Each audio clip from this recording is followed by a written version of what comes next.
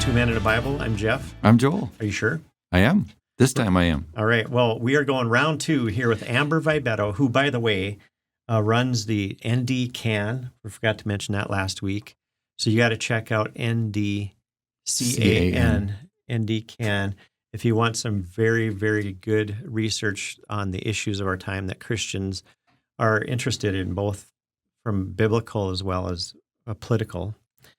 Also, do you have a website? By the way, we're going to talk about abortion again today. If you were tuned in last week, we're going to talk about abortion in a new way, a deeper way. And do you have a website?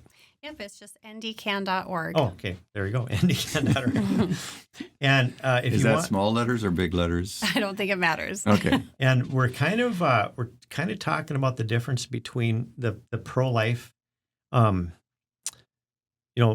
lot of you listeners, as well as us, we've all been a part of the pro-life movement for many years, probably, but we're kind of reaching a point after Roe v. Wade has been overturned right now, kind of a reevaluation point, and Amber's done a lot of that reevaluating. And one of the videos that she's promoting is called "Fatal Flaw," a documentary. So I just want to get that out there. We might forget to promote that, but ndcan.org and watch the documentary Fatal Flaw, and that'll help you understand what we're talking about today even more. And so, we can, Jeff, we can even get that added to the link in the video. Oh, that'd be awesome. How about that? Jason's amazing. Yeah, he is. Okay, so let's just get right to sort of where we left off. And if you had something, Joel, and I'm cutting you off, I apologize. No, you're not cutting me off, so go for it. I'm going to jump right to the equal protection and justice. If we can kind of redefine what that means in terms of how what we are discussing today is maybe new, deeper, a little bit different than maybe what the thousands of conversations that we've had in the pro-life community. What does equal protection mean, and why is that important now, Amber? Equal protection under the law for the unborn simply means that the same laws that protect you and I from murder protect the unborn. Okay. So very simple. So for example, in this particular case, then, a baby who's, let's say, 6 months old is protected under the law from any type of murder, right? Even including its own parent. So a mother right now, it would be illegal for her to murder her own child. This conversation is asking the question, why doesn't a 6-month-old baby inside the womb have that same protection? And that's a very delicate conversation, but extremely important conversation. And even a month-old or a 3-day-old. Exactly. Right, because our audience, I'm going to just assume 90% of the people listening already agree that life begins at conception. At conception. So we're past that, but we're really getting to this. So Amber, you want to take it away, and the floor is yours. Yeah. Well, I just think that it's important to distinguish maybe what the pro-life establishment, what their goal is, versus what maybe an abolitionist, what their goal is. So the pro-life movement, their goal has mainly been to reduce abortion, to regulate abortion, which is essentially child sacrifice. We're a nation of child sacrifice, and their goal has been to lessen abortion as much as possible by certain regulations. You have to jump through all these hoops before you can murder a child. Whereas an abolitionist view is guided by what God's word says about justice and about mercy and true compassion.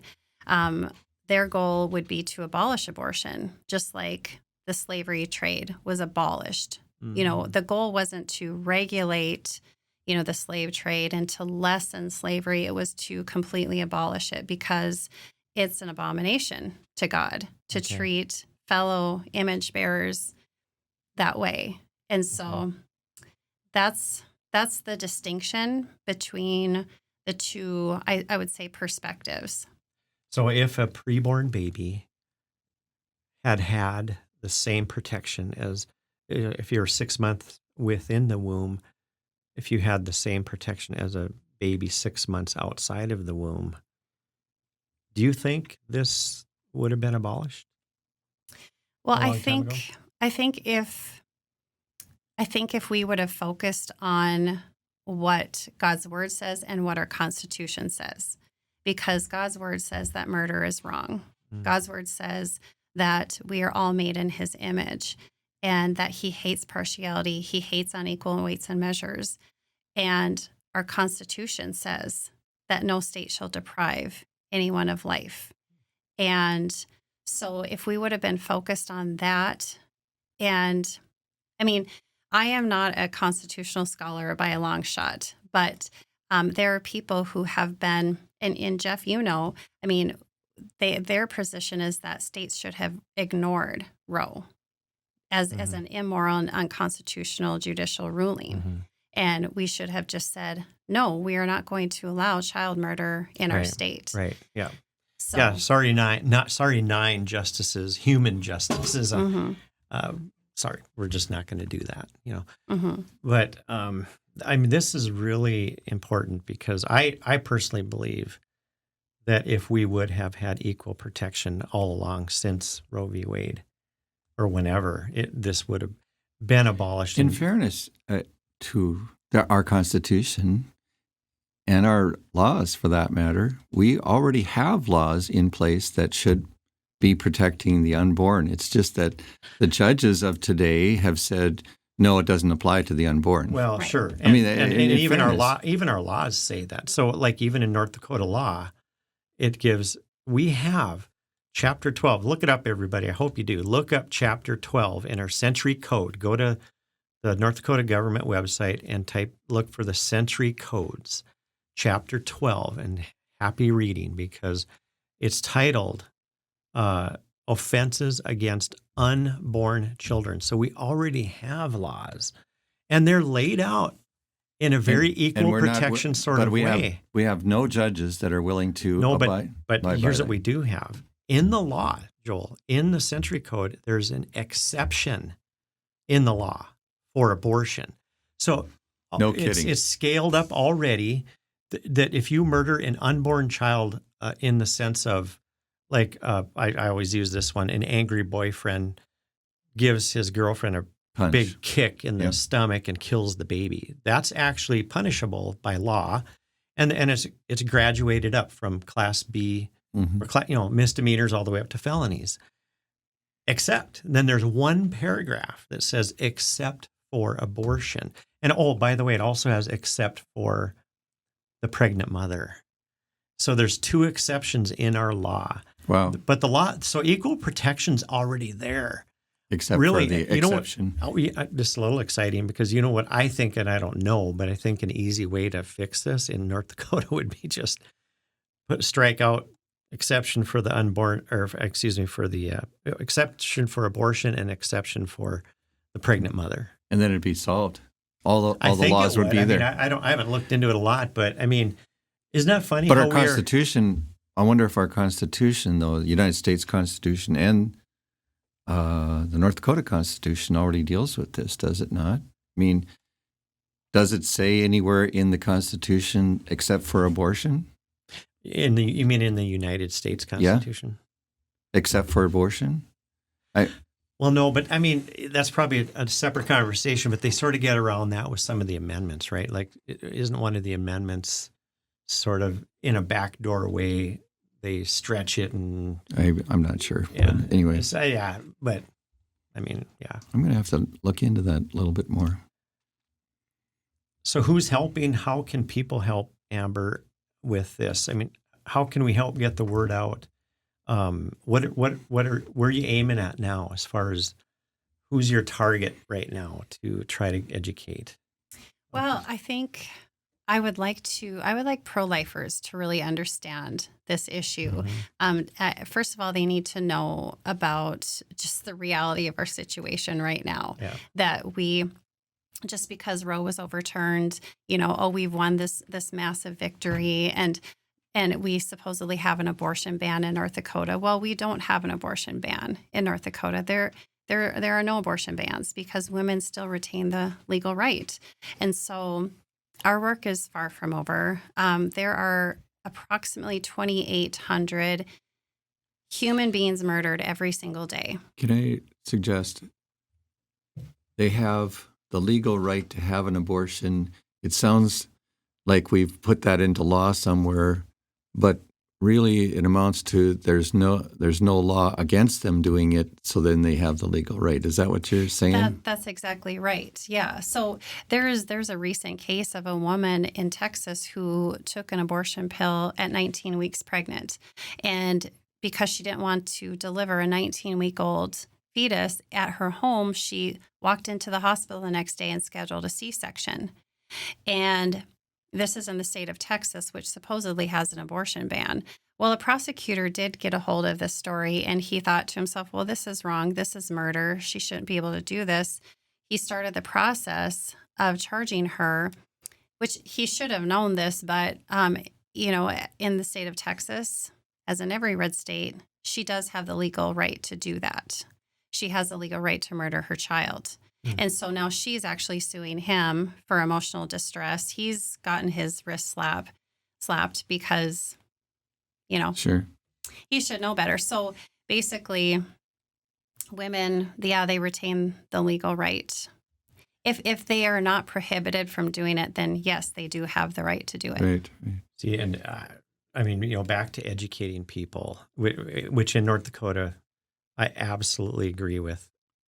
But I think we have to understand, and we can't put this all on Amber, but all of us have a very tall hill to climb, because it's not like the pro-life community is opening up their doors and saying, oh, come on in, Amber. Yeah, educate me, help me out here. I mean, they're highly resistant. Highly resistant. And so listening audience, please help bring down those barriers. And if we can creatively and prayerfully think of ways to introduce to people the equal justice and all of that, and just say, hey, would you be willing to just hear me out before you put down your little opposition banner there? And and honestly, I think we should target people. I think we should target Scott Hennen. I really do. But will that help? I don't know. Well, it might, but I mean, he's got. Is he a pro-life person?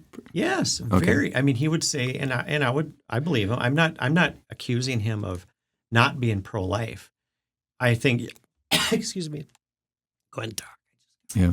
Well, I think it's important. I would want pro-lifers to really think about who they are supporting. Who are they financially supporting? Are they giving money to North Dakota Right to Life? It's in their title, Right to Life. We're assuming that they're fighting for an unborn's right to life, but the unborn will not have a right to life while a woman has a right to kill that life. So they're fighting against the very thing that they say that they're fighting for. And so I personally, unless Right to Life changes their tune, I will no longer give to North Dakota Right to Life. So what changed your mind? How did you come to this? How did you even learn about this? Well, it was the documentary, The Fatal Flaw, that was released last November.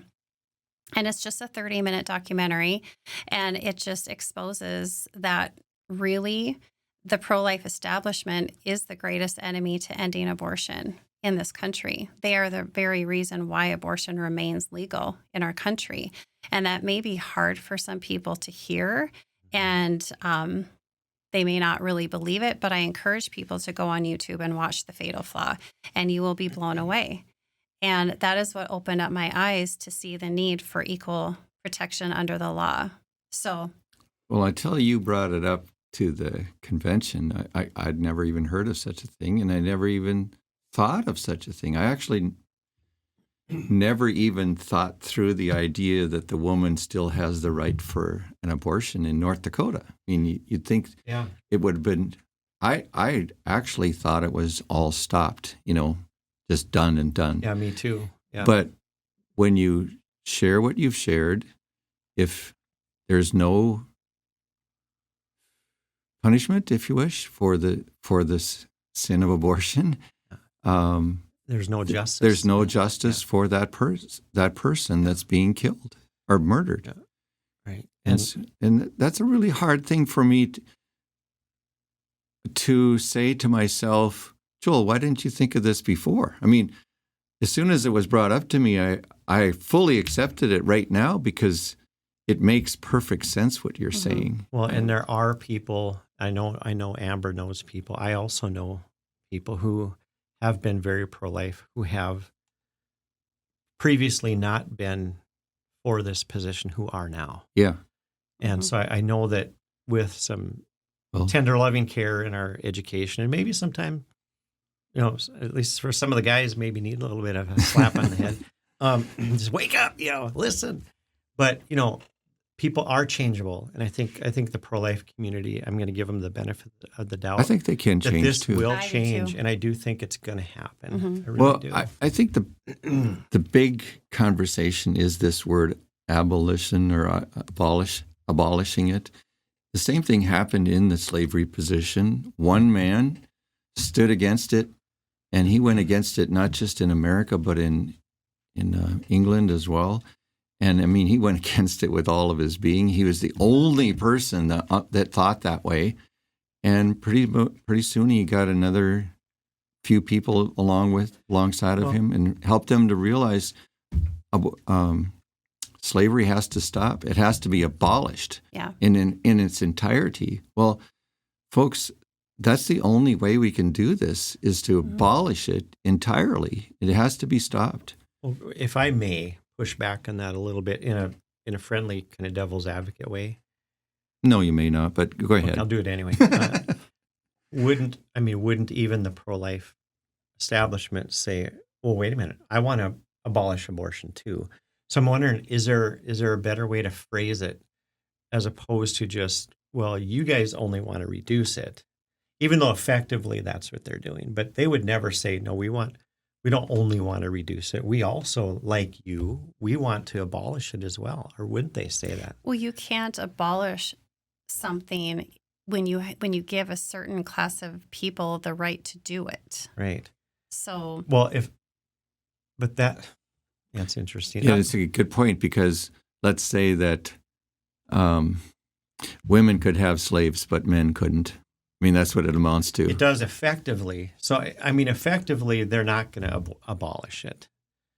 But Well, in ideologically, slavery, in their minds, they believe, I won't name names, but I can name a couple people in my mind, a couple lawmakers right now who would take offense at the idea that they don't want abortion abolished. They just, honestly, I think they really believe that their approach will abolish it and it will reduce until it's gone. well, we can look and see that hasn't worked. Right. That it has failed. Yeah, and that's what we have to we commit. have more abortion now after Roe was overturned. Yeah. 2/3 of abortions taking place now are in one's own home. Women are having medication abortions now. And so, we'll never be able to say we've abolished abortion in our nation while we retain a right to do that very thing. And we almost have to say to abolish legal abortion, but that is what's complicating it now. I think is the access to a pill that actually you don't even have. I think can you even get a pill? But through then that needs to be outlawed as well. Right. The pill. Yes. But it's so easily accessed. Women can get them without even a doctor, online, and it's just, and we can't wait for the culture. I think of William Wilberforce's example. He didn't wait for his culture to, for people to think of slavery as unthinkable. That's their main slogan is we want to make abortion unthinkable. Well, I'm not going to wait around for that. Yeah, right. I'm not going to let our depraved culture dictate what we need to be doing. Yeah. God has Right. commanded us to establish justice. I'm not going to wait around for, the polls to improve and for the Republican Party to get on board and for us to have enough legislators to pass the right bill. We have to go forward with what is right now. Yeah. There's always going to be a reason to delay justice. Yeah, you reminded me of something. What out of 100 arguments, I actually had one I think that was good, and that was that when I was doing the nullification of the Roe v. Wade bill, one of the comments I tried to make was, whatever your reason is, whatever your excuse is for not voting for this, tell that to the baby. It's right now in your mind. Look at that baby and say, I would have, but sorry. So in the way I think about that, well, it's not unthinkable yet. So, but hang tight. I'm sorry that you have to get murdered, but I've been waiting for this or that or whatever. And whatever your excuse is, folks out there for being opposed to this, mentally, I would suggest communicate that to the baby, the next baby that's going to be murdered. And their mother is going to willingly bring them in to do that. Talk to the baby. Don't talk to the mom. Yeah. And tell the baby that. Yeah. Tell the baby that. We've decided that we don't care if you die. You're going to die. Well, whatever your reason is, because a pro-lifer, that's not going to be their reason. They're not going to say, well, we don't care about you. I know that's the effect, but they're going to say things like, what are they saying now? Sorry, but your mom is a victim. Sorry, baby, you have to be murdered right now. Why? Well, because your mom's a victim. And that's if that's their reason, tell that reason to the baby. And when people do that, it really messes with your mind. It's like, really? That's what you're going to tell them? I remember doing that with Roe v. Wade. So, I'd love to vote for this, but the Supreme Court in 1973 made this decision, and we have to wait for them to overturn it. Yeah. Sorry, baby. It's like, really? That's what you're going to do? No, that's a good totally point, Jeff. Messes with your brain. So I just think that's a good technique. Yeah, we have to remember what we're fighting for. Abortion isn't wrong because it harms women. Abortion is wrong because it's murder. Right. So that's great. Yeah. I mean, it's that simple. It's that simple. It really is. Yeah. And God defines it as murder because He doesn't want the woman to have to go through, the loss of her baby, number one, but number two, the guilt of that decision for the rest of her life, because she will have that guilt for the rest of her life. She'll try to cover it for all different kinds of ways. One way I know is they spend a lot of money thinking that they're going to satisfy their heart and try to get away from that guilt, and it doesn't work. Before we end with the website, real quickly, just talk to the person who is still thinking, what about the teenage girl whose father or boyfriend is coercing her to have an abortion? It's already against the law for someone to coerce a woman to have an abortion. There you go. Equal protection, equal justice. That's the answer every time.